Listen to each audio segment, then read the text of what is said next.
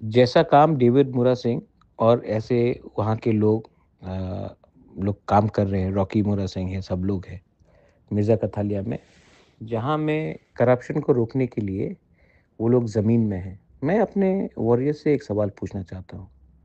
आज मेरा नाम खराब हो रहा है और आप लोग अपने घर में बैठे हैं। अगर ज़िंदगी में क्रेडिबिलिटी और ईमानदारी नहीं होता है ना, तो आप कितना भी पैसा कमा लो, आपको खुशी कभी नहीं मिलेगी। You will never be happy with money. What you need is credibility.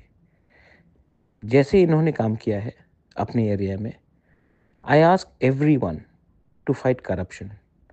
आखिर में जब ये करप्शन होता है, तो हमारे ही लोगों का तकलीफ बढ़ता है।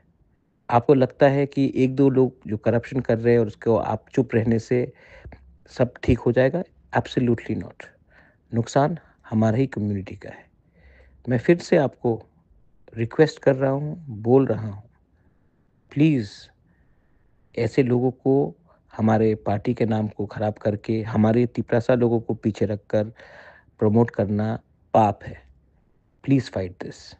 मैं दिल्ली में आपके लिए फ़ाइट कर रहा हूँ और अगर आप यहाँ में ऐसे करप्शन को रहने देंगे, हमारा तिपरा मोथा का मेंबर इसमें इन्वॉल्व नहीं था, लेकिन नाम तो हमारा खराब हो रहा है।